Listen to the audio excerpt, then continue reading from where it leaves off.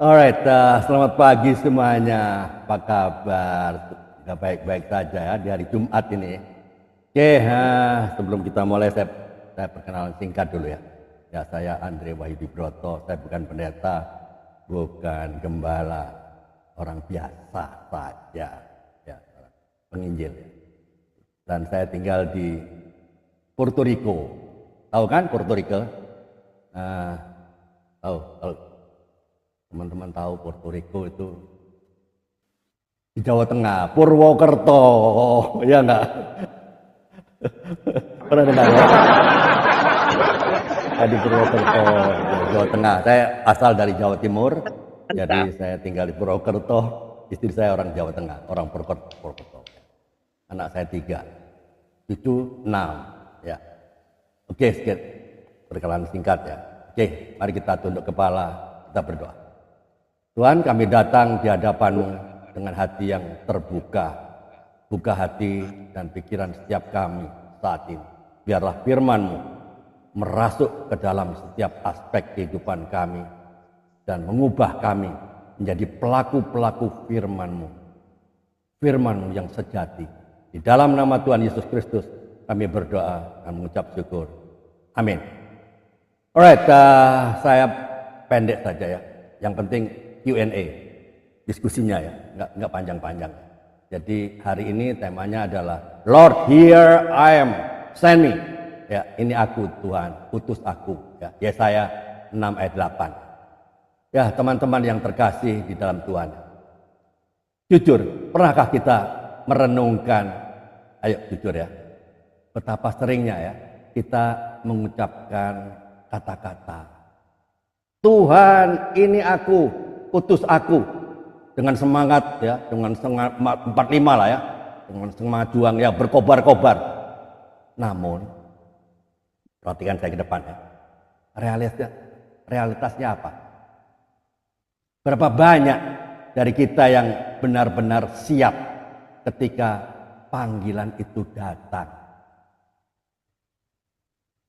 Lebih sering kita menambahkan dalam hati kita, utus dia saja, utus Pak Peter saja. Utus Pak Peter Tuhan. Aku kan belum siap. Aku belum sempurna. Atau jauh dari sempurna. Aku masih sibuk dengan urusanku sendiri. Banyak urusanku Tuhan.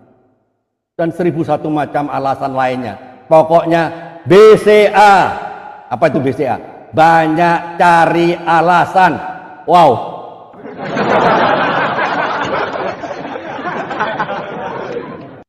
Ya, BCA. Secara nggak sadar. Banyak cari alasan. Kita seringkali seperti Yesaya yang mendengar panggilan Tuhan, tetapi jujur, kaki kita ini terasa berat untuk melangkah. Dan 1001 macam alasan berputar-putar di benak kita. Selalu kita BCA. Tahu kan arti BCA? Faktanya, realitanya, kita lebih memilih zona nyaman, yang aman dan terlindungi daripada panggilan yang mungkin mendatang, yang menantang dan membawa kita keluar dari rutinitas. Ya enggak? Ayo kita jujur ya. Alright. Kita akan masuk lebih dalam lagi ke tema Yesaya 6 ayat 8. Teman-teman yang terkasih, Yesaya 6 ayat 8 bilang begini. Kemudian aku mendengar suara Tuhan berkata, siapakah yang akan kuutus dan siapakah yang mau pergi untuk aku? Lalu sahutku, ini aku, utuslah. Nah, inilah, perhatikan. Yesaya dalam penglihatannya meresponi dengan spontanitas yang luar biasa, tanpa ragu sedikit pun, tanpa syarat yang memberatkan. Namun, ayo, mari kita jujur pada diri sendiri. Jawab ya di dalam hati sendirilah. Pertanyaannya, bagaimana dengan kita? Apakah kita seringkali menawar dengan Tuhan? Seolah-olah kita lebih tahu apa yang terbaik bagi kita. Tuhan, kalau tugasnya mudah dan tidak merepotkan, aku akan ikut. Kalau repot, jangan saya. Pak Peter aja lah, atau Pak Siaan, atau siapa yang pintar, yang jauh lebih pintar dari aku. Kalau tidak mengganggu hobiku dan waktu santaiku, aku siap Tuhan. Kalau ada jaminan sukses dan tidak ada resiko kegagalan, aku akan maju Tuhan. Oke, saya terangkan pelan-pelan ya. Saya iris tipis-tipis supaya paham. Pertanyaannya sekarang, mengapa kita ragu? Mengapa kita begitu ragu untuk menjawab panggilan Tuhan? Mungkin karena kita takut akan apa? Kegagalan. Dan itu normal nggak? Normal. Kita takut tidak mampu memenuhi harapan. Atau mungkin karena kita terlalu mencintai zona nyaman kita. Ya enggak? Nah, kalau mau jujur, bukankah ini yang terjadi pada setiap kita? Jujur, kita takut sebetulnya keluar dari rutinitas dan menghadapi hal-hal yang tidak pasti. Itu. Hello. Kita seringkali lupa bahwa God didn't call the qualified, but God qualifies the call. Tuhan tidak memanggil yang memenuhi syarat. Ini bisa di mute. Co-host boleh tolong di mute ya. Masih ada mikrofon yang bocor. Tes. Ya, saya ulang lagi ya. Kita seringkali lupa bahwa God didn't call the qualified, but God qualifies the call. Tuhan tidak memanggil yang memenuhi syarat, enggak. Tapi Tuhan melengkapi yang dipanggil. Itu.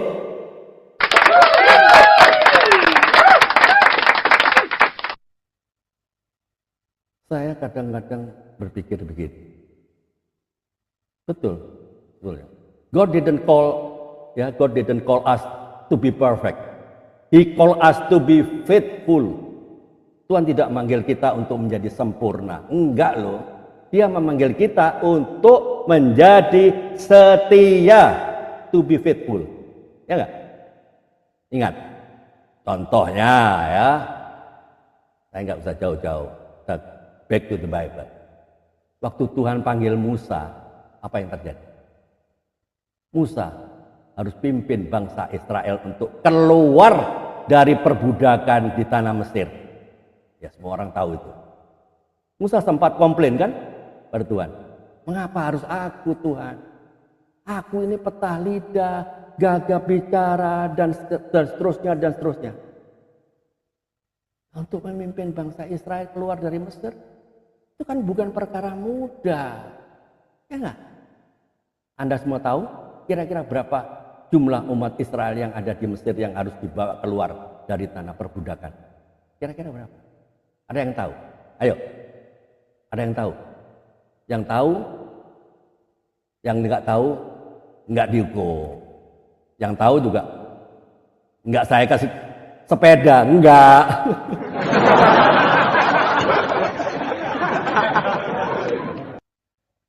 Ya, seperti tahu ya di Alkitab, tentara Israel yang tentara dari umat Israel yang di Mesir itu kan ada 600.000. Kalau dia berkeluarga kali kata anak 2 katakan, berarti kali 4 kan, 600.000 kali 4, 2 juta loh, 2 juta lebih malah ya. 2 juta lebih. Ya, 2 juta lebih, bukan dia disuruh mimpin 10 orang, 100 orang, enggak loh. 2 juta orang loh. Lagian nantinya harus beri umat Israel tuh makan dan sekaligus makan minum ternak-ternak mereka sebelum mereka sampai ke tanah perjanjian, yaitu tanah Kanaan. Ya nggak bisa dibayangkan ya? Ayo, pikir pelan-pelan ya. Lalu gimana caranya Musa itu beri mereka makan? Itu yang ada di pikiran dia, pikiran Musa, ya enggak? Mungkin kita juga. Kalau saya disuruh, kalau Tuhan utus aku kan nggak pinter, saya nggak pinter main gitar, bisa, main gitar bisa, tapi nggak pinter seperti Pak Peter kan, ya nggak? Pak Peter public speakingnya keren, itu bagus. Ya. Saya terlalu kasar, ya. Saya orang Jawa, tapi cara bicara saya, keluarga saya bilang apa? Ini Mas Andre ini sudah bukan orang Jawa, sudah orang Batak. Wah. Ampun. Aku dibilang suaranya kayak orang Batak. Memang perjuangan, jujur ya. Saya untuk berbicara lembut itu memang masih perjuangan. Karena saya sudah, mungkin pekerjaan saya waktu dulu bekerja di perusahaan yang super disiplin. Ya. Jadi saya terbawa mungkin. Jadi kalau tidak ada kalau ada yang aneh, yang tidak sesuai, saya mesti speak up, bicara, komplain lah. Ya, saya tidak bisa abu-abu, area abu-abu nggak ada. Iya, katakan iya, tidak, nggak ada, nggak bisa. I'll do my best, nggak bisa. You have to do your best, itu. Ya Tuhan tidak meminta kita untuk memiliki semua jawaban, ya, tapi untuk memiliki hati yang bersedia. Ya. Contoh, kehidupan sehari-hari ya, saya teringat kisah seorang pemuda di kota kecil, Jawa Tengah.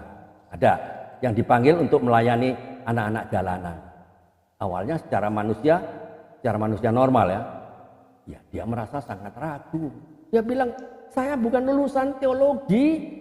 Saya tidak punya banyak uang untuk membantu mereka. Saya tidak punya pengalaman dalam bidang ini. Namun apa yang terjadi? Dia teringat akan panggilan Tuhan yang sebenarnya telah lama dia abaikan.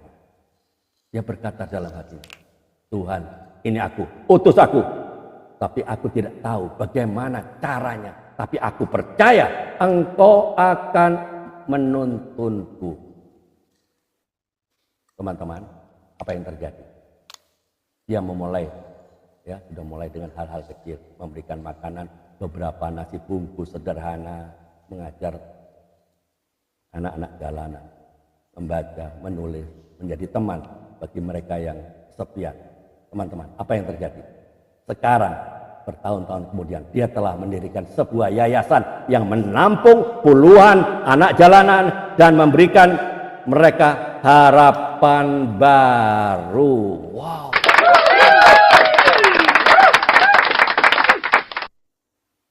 Wah, keren. Jadi pertanyaannya, siapa yang melengkapi? Tuhan bisa pakai apa saja untuk rencananya. Ada seorang bapak yang setiap hari berdoa dengan khusyuk. Ini terjadi.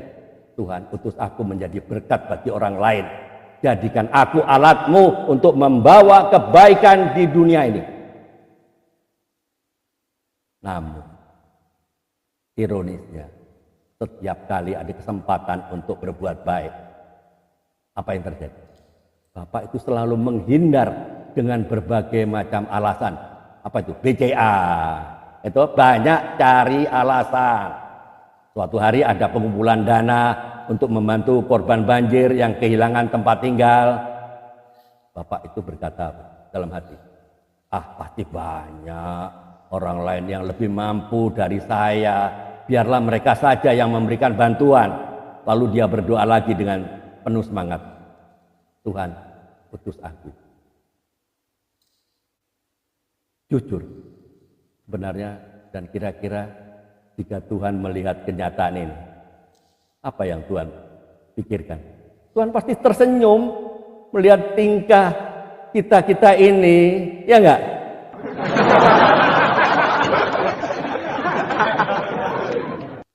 Kita berdoa dengan mulut yang manis, tetapi hati kita jauh dari panggilannya. Kita seperti orang yang berjanji akan memberikan yang terbaik. Tapi ketika saatnya tiba, kita selalu memberikan yang sisa-sisa yang tidak berharga. Orangnya nggak di sini kok, orangnya di Afrika sana. Di sini orangnya baik-baik. Ini teman-temannya Ibu Diantobe kan, orangnya sini baik-baik. Nggak ada. Itu orang yang di Afrika. Saya cerita itu, orang yang di Afrika. Saya teringat ya, ada kata-kata Mahatma Gandhi. Pernah dengar? Siapa Mahatma Gandhi? Yang jelas dia bukan orang Madura, ya enggak?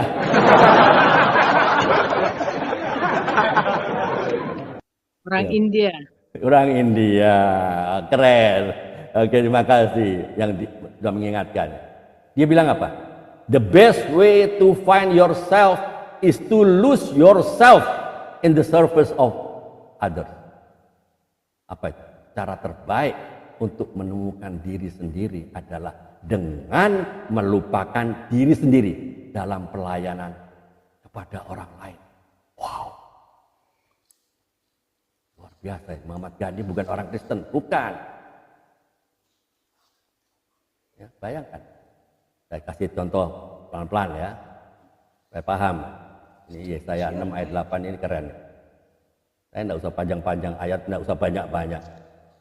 Pendek saja. Bayangkan sebuah lampu yang indah baru saja dibeli. Lampu itu tahu betul bahwa tujuan itu adalah untuk menerangi ruangan yang gelap. Ya. Tapi ketika tiba saatnya untuk dipasang dan dinyalakan, lampu itu berkata, aku kan terlalu bagus untuk diletakkan di ruangan yang jelek, yang biasa-biasa. Biarlah lampu yang lain sajalah, yang redup lah, yang tidak secantik aku. Akhirnya lampu itu tetap tersimpan di dalam kotak yang rapi dan indah dan masih ada label harganya. Ya. Tapi tidak memberikan manfaat apapun. Jangan-jangan kita seperti itu. Jangan-jangan. Kaitannya dengan tema yang tadi itu sama seperti lampu itu kan. Kita seringkali menolak panggilan Tuhan karena merasa tidak siap, tidak layak, atau lebih memilih kenyamanan diri sendiri. Akibatnya apa? BCA. Padahal Tuhan memanggil kita bukan karena kesempurnaan kita, tapi untuk memakai kita apa adanya. Itu. Oke, semua pasti pernah dong dengar cerita atau baca cerita ya, cerita Yunus dan ikan besar. Bukankah ini pelajaran atau cerita anak-anak sekolah minggu? Ya enggak? Kita semua tahu kisah Yunus, Tuhan menyuruh pergi kemana? Kemana? Niniwe kan? Untuk, good. Untuk memperingatkan mereka tentang kejahatan mereka.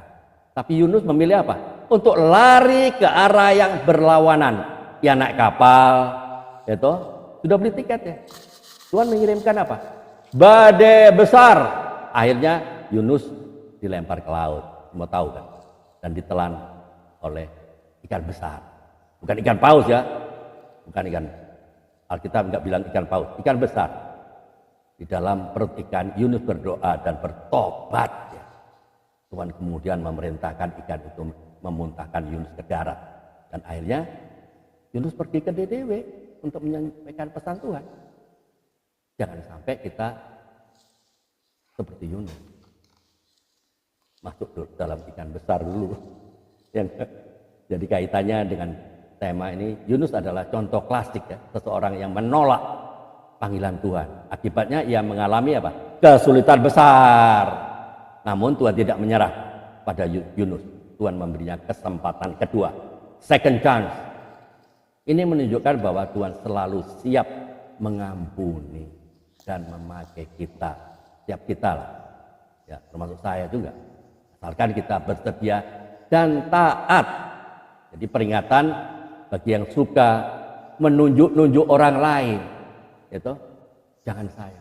Utus dia tuh. Utus Ibu Debbie. Dia lebih keren. Dia pintar berkata-kata. Mantap ya kan?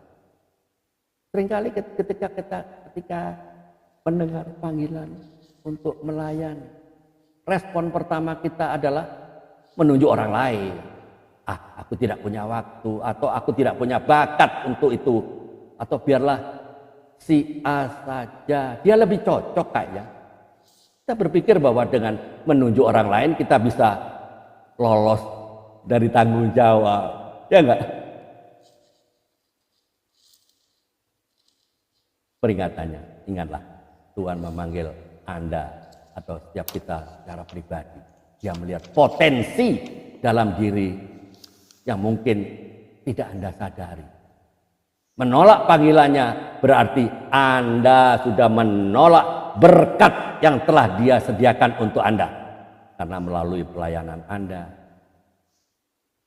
sebetulnya sudah menolak berkat. Jangan biarkan rasa takut, tidak percaya diri, atau kemalasan menghalangi Anda untuk menjawab. Ini aku Tuhan, utus aku.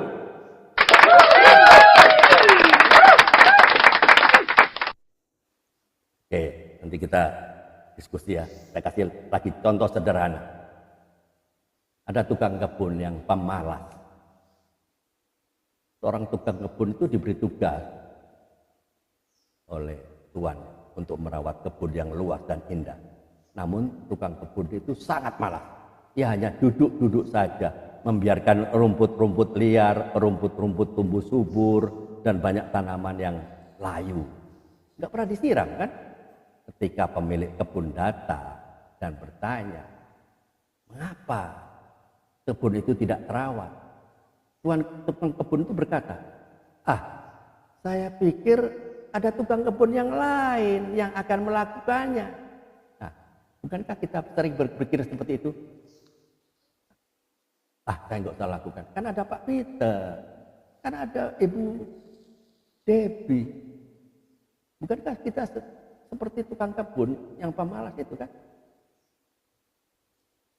Jadi kaitannya dengan tema ini, kita adalah tukang kebun yang dipercaya Tuhan untuk merawat dunia ini. Kita dipanggil untuk memberitakan Injil, melayani sesama, dan menjadi berkat bagi orang lain. Itu. Jangan menjadi tukang kebun yang pemalas, yang hanya menunggu orang lain untuk melakukan tugasnya. Great. Dengar baik-baik, perhatikan saya. Pesan moralnya adalah, teman-teman semua, panggilan Tuhan tidak selalu datang dalam bentuk khotbah yang menggemparkan, yang menggebu-gebu, yang menghebohkan, atau penglihatan yang menakjubkan, yang ekstravagansa. Kadang-kadang itu datang dalam bentuk tetangga atau teman yang membutuhkan pertolongan, teman-teman yang sedang bersedih dan membutuhkan dukungan, atau bahkan senyuman tulus kepada orang asing yang merasa kesepian. Poinnya adalah jangan menunggu sampai kita merasa sempurna, sampai kita semua memiliki semua jawaban, atau sampai kita memiliki semua sumber daya yang kita butuhkan. Tuhan tidak mencari orang yang sempurna, tapi orang yang bersedia dan taat. Dia tidak meminta kita untuk memiliki segalanya, tapi untuk memberikan apa yang kita miliki. Tuhan hanya butuh kita apa? Taat.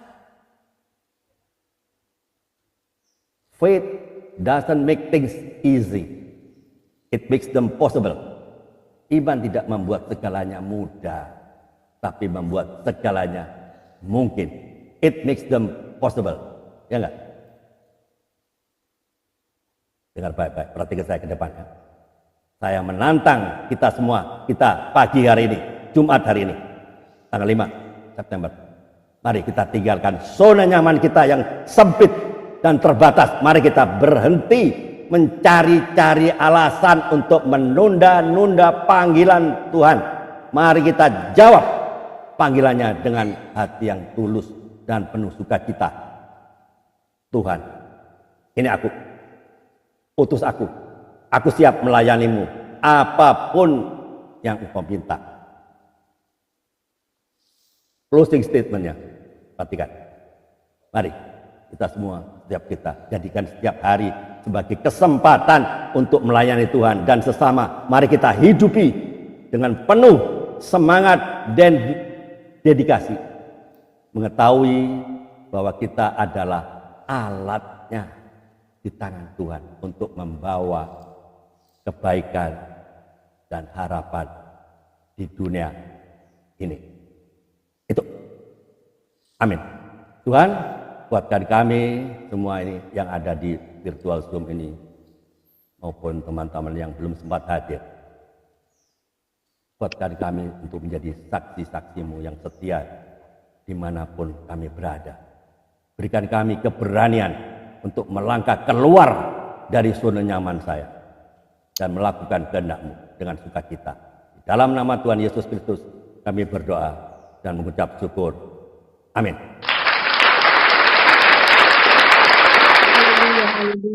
Save the lost at any cost. Selamatkan yang terhilang berapapun harganya. Padi sudah mengining, tapi pekerja sedikit. Kitalah yang harus menjadi pekerja-pekerjanya di ladang Tuhan.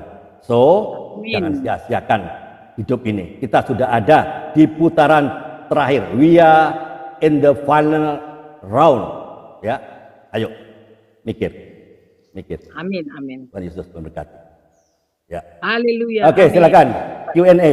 Silakan berdiskusi sekarang.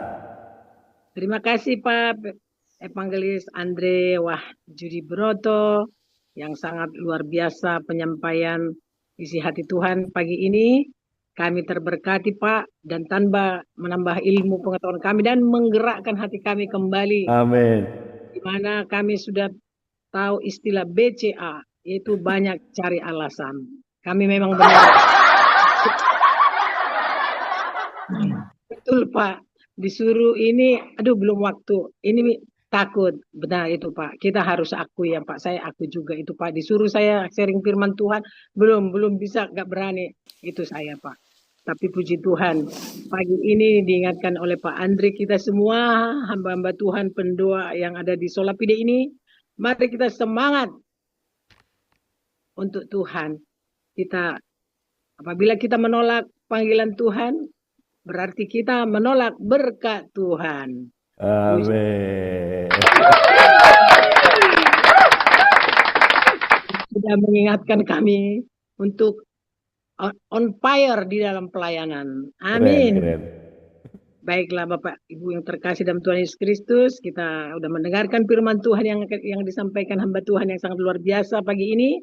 Biarlah kita jangan hanya pendengar yang setia, tetapi jadilah kita pelaku firman yang setia. Amin. Kita sebelum doa syafaat, ya kami serahkan kepada Ibu Dian, mungkin kita dengarkan lagu satu pujian ya Pak Peter ya. Kami persilakan. Kami serahkan kepada Pak Bu Dian. Terima kasih. Mungkin ada yang mau bertanya atau melengkapi. Ya, silakan. Pak Tema lagi sakit mata ya? Ya, saya sedikit kasih waktu saya Bu Dian ya. Ya, silakan Pak. Ya, silakan jadi, Pak. Nanti habis itu baru Pak Peter.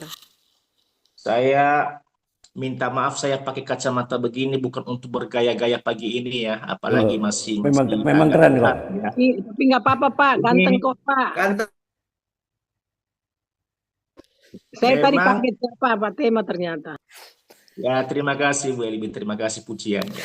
Nah, memang sejak hari Selasa kemarin memang saya kurang tahu kenapa tiba-tiba badan kurang sehat ya. Dan mata saya ini sudah ketiga hari hari ini kurang jelas penglihatan saya ya. Mungkin entah saya pegang apa beberapa hari yang lalu sehingga mata saya agak mungkin masuk virus atau gimana. Tapi memang sudah mulai mendingan ya. Sudah mulai mendingan. Jadi sudah 2 hari ini saya cukup demam tinggi ya. tinggi. Nah, pagi ini saya paksakan bangun. Ya, saya buka mata saya ternyata sudah agak mendingan lah pagi ini. Nah, ini tadi bukan apa Pak Andreas ya. Ya, di dalam Yesaya 6 lah aku. Eh bukan duniawi saja yang orang-orang teologi pun ketika mereka awal-awal masuk di dalam dunia teologi, begitu semangat mereka, hidupku untuk Tuhan selama-lamanya, begitu menggelora jiwa mereka, begitu bersemangat, aku serahkan hidupku sepenuhnya kepada Tuhan.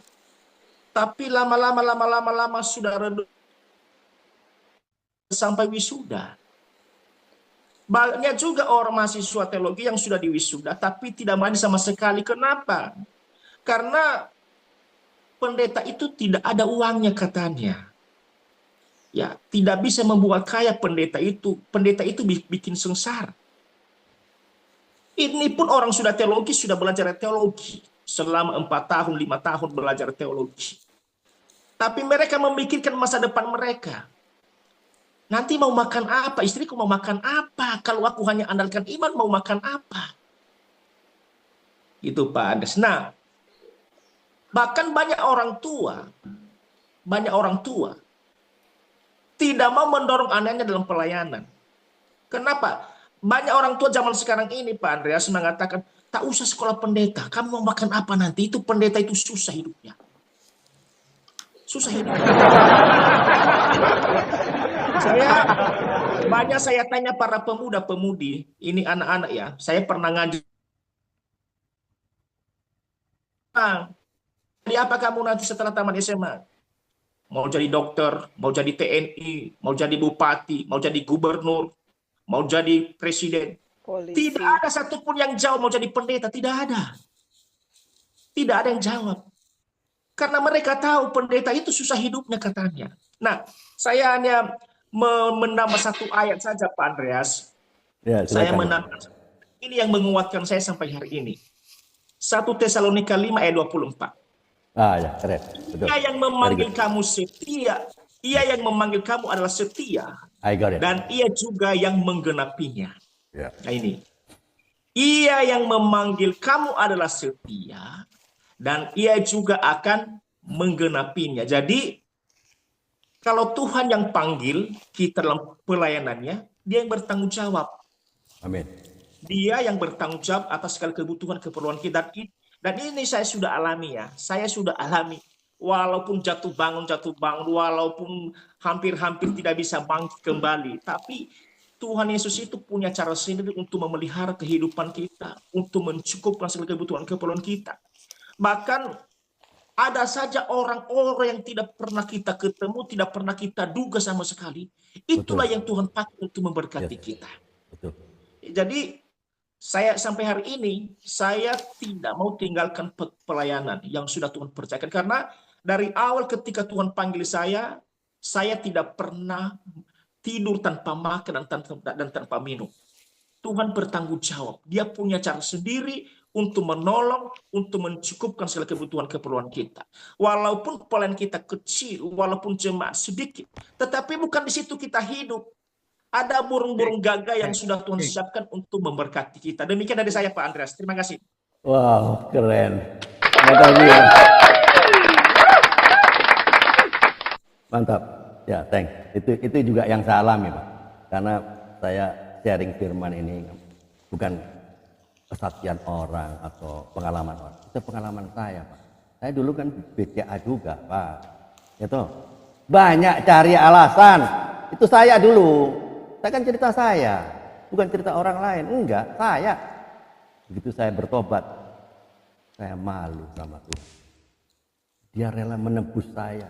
Dia rela datang ke dunia, mati buat saya. Coba, mati pada waktu saya bukan sedang baik-baik. Ya enggak? Saya sedang tidak baik-baik loh. Saya dulu kan, ya seperti itulah, Kristen. tapi tidak mencerminkan anak Tuhan. Hanya pengikut, ya enggak? Banyak orang yang pengikut kan. Pengikut itu artinya apa? Follower. 5.000 orang diberi makan sampai kenyang. Dia melihat dengan mata kepala sendiri, membuat mukjizat ya Tuhan Yesus. Dengan modalnya apa? Roti 1 kontainer? Enggak. 5 roti, 2 ikan. 2 ikan kecil lagi. Yang memberi makan lebih dari 5.000 orang. Tidak termasuk wanita dan anak-anak. Ada orang sisa 12 bakul. Karena Tuhan itu bekerja dengan tertib. Sisa enggak dibuang-buang berantakan, enggak. Dikumpulkan 12 bakul. Pada waktu Yesus disalib, Pak Tema dan teman-teman. Yesus disalib. Kemana yang 5.000 orang itu? Enggak ada satupun. Yang ada hanya murid-muridnya kan. Waktu Yesus 5.000 orang kemana? Dia makan sampai kenyang. Dia melihat mujizat. Dia makan ada sisanya. Itu pengikut. Jangan-jangan kita juga pengikut. Mari kita menjadi murid Kristus. Yang rela mau bayar harga. You have to pay the price. Anda semua harus bayar harga untuk menjadi anak-anaknya, menjadi pewaris tahta kerajaan surga. Mari kita semua saling diingatkan ya, termasuk saya. Ya, terima kasih Pak Tema Dalau, luar biasa hari ini, memberkati kita semua. Ya. Amin. Silakan kalau ada yang mau bertanya atau ada yang mau sharing, ya pengalaman sendiri kan. Ini pengalaman saya, bukan pengalaman orang, bukan. Makanya saya pendek saja, Yesaya 6. Ya enggak? Pengalaman saya. Enggak ngopi-ngopi dari khotbah-khotbah orang, enggak. Itulah saya dulu. Yang lama sudah berlalu, yang baru sudah datang. Ya enggak Pak Tema? Keren. Oke, silakan. Ya betul Pak Andras, betul. Oke, silakan. Ada yang mau bertanya atau Saya ya. sharing? Oh, Pak Peter. Saya Budia. Baik, shalom. Shalom, Pak. Silakan, Pak. Oke, baik. Budiana mohon izin ya. Baik teman-teman, firman Tuhan pagi hari ini mengajar saudara dan saya untuk tidak banyak alasan. Kalau kita punya tabungan banyak di BCA, jangan membuat kita menjadi BCA untuk tidak memberitakan Injil. Yes. Karena uang banyak di BCA jadi alasan kuat untuk kita tidur, bangun, makan saja tanpa penginjilan. Saya ngomong ini juga tidak berlebihan ya, kembali ke diri saya juga. Saya memang baru pensiun PNS teman-teman 2023 kemarin. Nah, saya sudah kenal penginjilan sejak mahasiswa, tetapi satu dan lain hal, pelayanan lewat lembaga pelayanan mahasiswa atau Campus Crusade for Christ itu mengajar saya di mahasiswa waktu itu penginjilan. Tetapi seiring kuliah selesai, bekerja, akhirnya penginjilan itu jadi mandat. Tapi ternyata kasih mula-mula itu tidak hilang begitu saja, saudara-saudaraku. Tuhan sudah tandai saya, sehingga saya mau lari kemanapun pasti Tuhan akan panggil, saudaraku. Dan itu saya baru rasakan.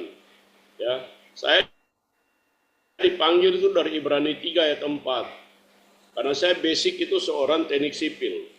Dan saya punya obsesi bahwa ketika saya lulus insinyur teknik sipil, saya pasti menjadi orang yang hebat dan kaya. Ya, kaya artinya kaya harta. Bisa juga karena banyak uang, bisa kaya istri. Ya. Tapi ternyata Tuhan panggil saya bukan untuk menjadi seorang teknik sipil untuk membangun bangunan yang berlantai banyak, tidak. Atau bangunan-bangunan hotel-hotel yang berlantai banyak. Ternyata 21 tahun baru saya ngerti. Saya dipanggil tahun 93, tapi saya belum tahu. Panggilan saya itu di Ibrani 3 ayat jurusan sekolah saya. Ya, teknik sipil. Dia katakan begini, Peter, setiap rumah dibangun oleh seorang ahli bangunan. Karena saya dulu saya pasti jadi ahli bangunan. Tetapi ayat itu melanjutkan, ya, tetapi ahli bangunan segala sesuatu ialah Allah. Oh, berarti Peter nggak ada apa-apanya. Cuma saya belum ngerti.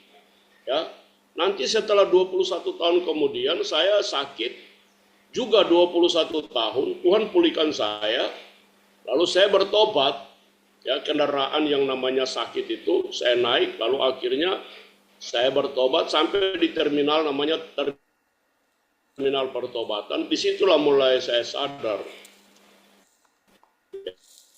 ya, Tuhan panggil saya dari kesakitan. Saya mulai lakukan penginjilan. Sejak saya sudah PNS itu teman-teman, dalam tugas pun saya selalu minta izin dari pimpinan. Kalau situasi darurat, saya tinggalkan pekerjaan dan saya pergi penginjilan kalau dibutuhkan. Informasi buat teman-teman bahwa penginjilan saya sudah berjalan cukup lama. Dan ini teman-teman, kalau cuma sekedar ikut-ikutan saya sudah berhenti. Teman-teman ya. Kalau cuma ikut-ikutan dalam penginjilan saya sudah berhenti dan saya kembali menjadi orang yang lebih jahat 2 kali lipat sebelum dulu saya bertobat. Teman-teman, karena tantangan dalam penginjilan itu dari dalamnya sangat kuat, bukan dari luar, bukan dari saudara-saudara kedar di luar, tidak. Saudara kedar di luar kita bicara firman sama mereka masih enak. Ya, kalau sudah bertobat akan kita Suaranya putus-putus, Pak. tapi kalau mereka enak, kita enjoy. Halo, halo, halo, Ya udah, oke. halo. Sudah. Clear. Ya, saya sekarang ada di perjalanan penginjilan misi lewat laut 1 hari 1 malam. Saya ada di 1 kabupaten ya di Maluku. Jadi saya katakan ulang bahwa penginjilan ini kalau ikut-ikutan, jadi hamba Tuhan kalau ikut-ikutan tanpa ada panggilan yang jelas, maka pasti lari dari tengah jalan. Saya pun demikian, ya. Dan saya katakan dalam penginjilan, saya berhadapan dengan orang-orang saudara-saudara saya dari dalam yang menjadi penghalang terbesar bagi saya. Tapi saya bilang tadi, kalau saya saya sudah kembali menjadi orang yang lebih jahat 2 kali lipat sebelum saya bertobat.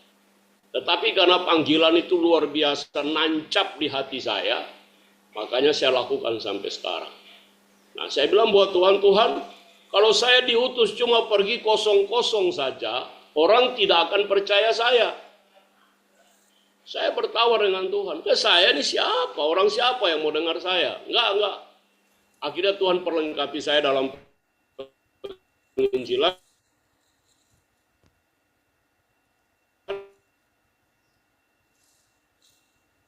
dengan ada karunia-karunia khusus yang Tuhan taruh. Ya, kita bisa melihat. Nah, saya tidak bangga dengan semua itu, teman-teman. Yang saya bangga adalah nama saya tercatat dalam kitab kehidupan anak domba Allah. Amin. Ini, teman-teman.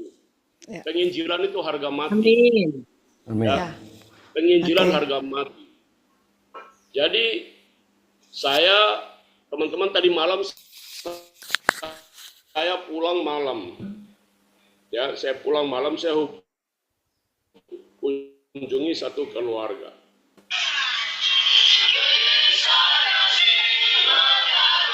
Di atas kapal kami pelayanan dengan teman-teman. Kemarin malam saya pulang dari satu keluarga. Saya sampaikan firman, saudara. Ini mama 5 anak. Ada bocor mikrofonnya apa? Saya beritakan firman, mama menangis. Ibu Dian, Jadi penginjilan itu keluar tidak dulu ada ya. alasan. Aku mau berangkat ke Ya. Jakarta. Saya Oke, Bang. senang Oke ya. Oh, Bu Berliana. Bisa dikasih, Oh, berobat. saya kasih co-host boleh? Sampai saya bisa bantu kontrol. Saya nggak bisa kontrol. Saya nggak dijadikan co-host. Udah Pak, Udah, udah. Bapak co-host, Bapak co-host. Belum. Bisa Hilang. batasin waktunya dong. Bisa kasih yang lain. Kita Ya. akan bahas. Ya baru co-host. Saya nggak bisa Sudah. kontrol tadi. Ya oke, sekarang sudah. Pak Peter, jaringannya kurang bagus. Ya, Ya. Boleh jaringannya- kasih Pak Peter, waktunya. Pak Peter, Baik, Shalom saya Pak kembalikan Peter. ke Ibu. Ibu. Oh ya, Pak Peter mungkin gangguan jaringannya. Apa? Suara Pak Peter putus-putus, nggak apa-apa. Tapi kita udah menangkap bagaimana komitmen yang Bapak sudah pilih. Bapak udah melayani dengan setia sampai hari ini, amin. ya, untuk menjawab panggilan Tuhan. Terima kasih Pak Peter. Pak Ardi, silakan Pak Ardi 1 menit. Ya. Silakan Pak 1 menit ya Pak. Oke. Jadi Haleluya. tadi kan ini hari kita bahas Yesaya 6 ayat 7 sampai 8 ya Pak. Ayat Yesaya 6 ayat Yesaya 6 ya, Yesaya 6:8 gitu. Ya, Yesaya pasal 6 ayat 8.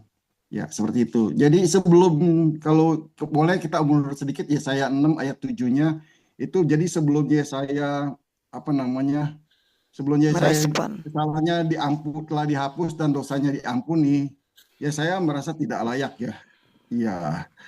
Begitu ia diampuni, ia langsung ingin melayani Tuhan dengan berbagai cara yang dapat ia lakukan, seperti ya. Jadi Tuhan bertanya kepada Yesaya, ya, siapakah yang akan kuutus dan siapakah yang mau pergi untuk aku? Dan Yesaya, jadi Tuhan di sini menginginkan sukarelawan yang bersedia melayaninya. Dan Yesaya yang penuh syukur dan antusias, tidak ragu-ragu untuk mengambil kesempatan itu. Dan dia berkata, ini aku, utuslah aku. Dan selama sisa hidupnya, Yesaya melayani Tuhan yang telah mengampuni dan menyelamatkannya. Jadi di sini juga Tuhan telah mengutus kita juga ya ke dalam dunia untuk menyampaikan kabar baik, menunjukkan karyanya ya. Dengan kita diutus untuk mengabdi tanpa pamrih, ya, berkarya dengan hati teguh, meski ya harus menanggung duka, tetapi kita tetap bersukacita. Kita menolong yang susah dan yang menderita. Kita diutus untuk membagi kasih bagi orang yang tersisih dan terpinggirkan. Kita diutus untuk meninggalkan ambisi sendiri dan berkarya dengan sesama.